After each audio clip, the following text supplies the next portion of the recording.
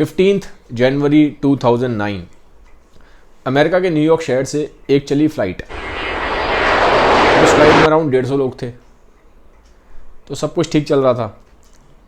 लेकिन करीबन 2 मिनट बाद जब फ्लाइट हवा में थी तो सामने से आया एक चिड़िया का झुंड, और ये जो प्लेन था इसको टाइम नहीं मिला कि जाके सीधा उस चिड़ियों के झुंड से टकरा गया। अब जब कोई भी फ्लाइट बर्ड से टकराती है तो उसमें रिस्क रहता है। रिस्क ये रहता है कि चिड़िया की टकराने की वजह से जब चिड़िया प्लेन से टकराती है तो प्लेन का जो इंजन होता है ना, वो चिड़िया को खींच लेता है अपनी तरफ।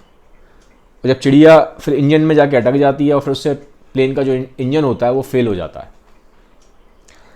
अब ऐसे यहाँ पे भी हुआ, जो चिड़िया थी वो जाके प्लेन के इंजन से टकरा गई, प्लेन का इंजन फेल हो गया। अब नीचे जो नदी थी उस प्लेन के, वो थी हडसन रिवर।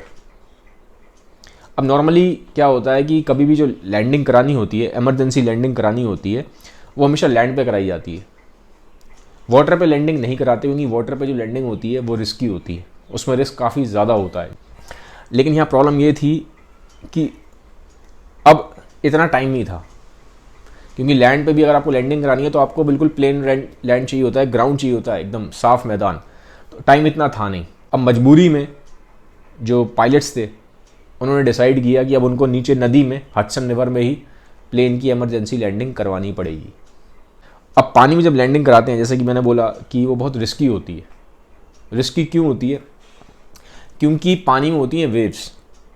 तो पानी में जैसे मान लीजिए वेव्स हैं और सामने से ऐसे आ रहा है प्लेन, और इसमें अगर टकरा गया तो समझ लीजिए ऐसे टकराएगा जैसे किसी पत्थर की दीवार से टकराया प्लेन, तो पूरा प्लेन फट सकता है, डैमेज हो सकता है। तो अक्रॉस द वेव्स कभी भी लैंडिंग नहीं कराई जाती, लैंडिंग हमेशा पैरेलल कराई जाती है। जैसे अगर मान लीजिए ये वेव्स हैं तो एरोप्लेन भी ऐसे चलेगा पैरेलल, ऐसे ही लैंडिंग कराई जाएगी पैरेलल, ऐसे नहीं कराई जाएगी, नहीं तो चकनाचूर हो सकता है प्लेन। तो पैरेलल लैंडिंग हो गई और लैंडिंग सेफ हुई।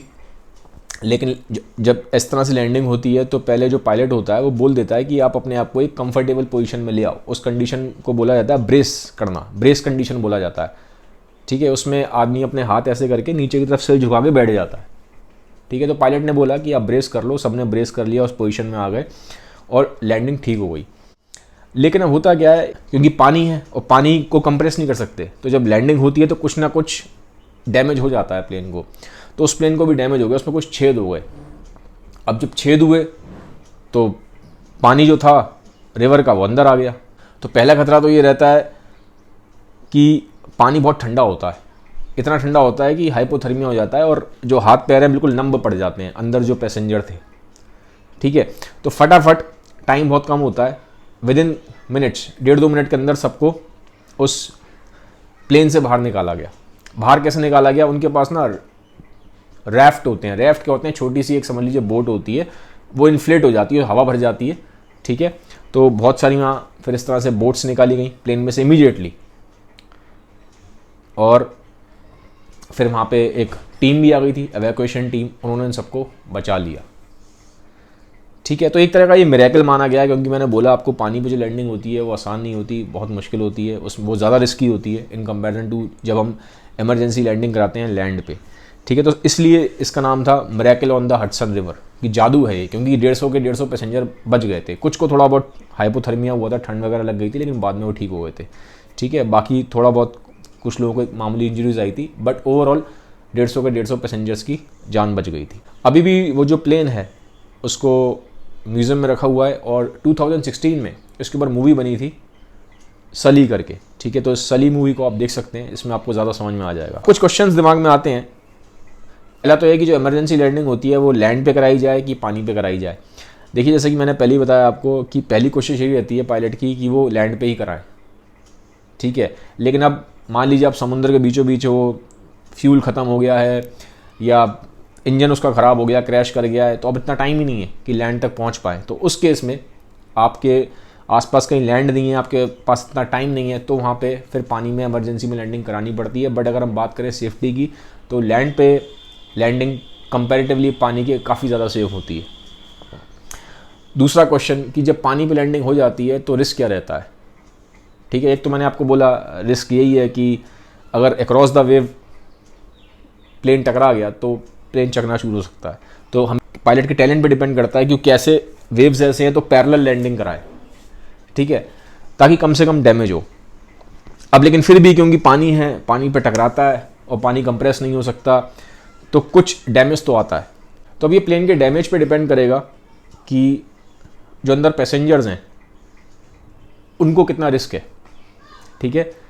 रिस्क कैसे कि जैसे कि मान लीजिए डैमेज अगर बहुत ज़्यादा है, ठीक है, तो इमीडिएटली फिर ड्राउनिंग का खतरा रहता है, क्योंकि आप बाहर एकदम समुंदर में आ जाओगे तो आप डूब सकते हो। पहली चीज़ ये है, ठीक है, लाइफ जैकेट्स होती हैं और रैफ्ट्स होते हैं, बट फिर भी खतरा रहता है डूबने का।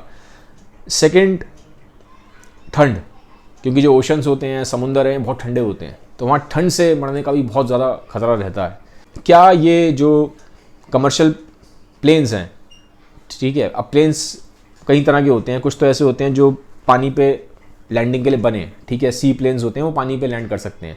बट जनरली जो फ्लाइट्स होती हैं, जो कमर्शियल फ्लाइट्स होती हैं, जो हम यूज़ करते हैं कहीं से कहीं जाने के लिए, एक जगह से दूसरी जगह जाने के लिए, तो ये जो कमर्शियल फ्लाइट्स होती हैं, क्या ये फ्लोट करने के लिए बनी हैं? देखिए, इसका आंसर ना इस पे डिपेंड करेगा कि जब पानी पे लैंडिंग हो गई है उन कमर्शियल फ्लाइट्स की, तो उनको डैमेज कितना हुआ, जैसा कि मैंने आपको पहले बताया, क्योंकि डैमेज पे डिपेंड करेगा कि पानी अंदर कितना भर रहा है।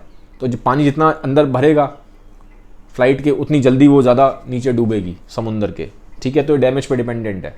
सेकंड, जो उसका टैंक है उसमें फ्यूल कितना है, क्योंकि अगर फ्यूल ज़्यादा है तो फ्लाइट भारी हो जाएगी, तो जल्दी डूब जाएगी पानी में, तो फ्यूल कितना है टैंक में, इस पर भी डिपेंड करेगा। तो अगर मैं एवरेज बात करूँ तो टाइम बहुत ज़्यादा नहीं होता, ठीक है, हार्डली 1.5 मिनट के आसपास का टाइम होता है, कुछ ज़्यादा मिनट का भी हो सकता है, डिपेंड करता है कि डैमेज कितना हुआ है प्लेन को। सिर्फ चंद मिनटों का ही टाइम होता है, तो मिनटों में आपको प्लेन से बाहर निकल के रैफ्ट में आना पड़ता है और वेट करना पड़ता है किसी तरीके से रेस्क्यू टीम जल्दी से जल्दी पहुंचे और आपको बचा पाए। तो ये था आज का वीडियो। बाकी आप मुझे कमेंट सेक्शन में बताइए कि आप और किन टॉपिक्स पे वीडियो चाहते हैं। Have a nice day, bye bye, take care.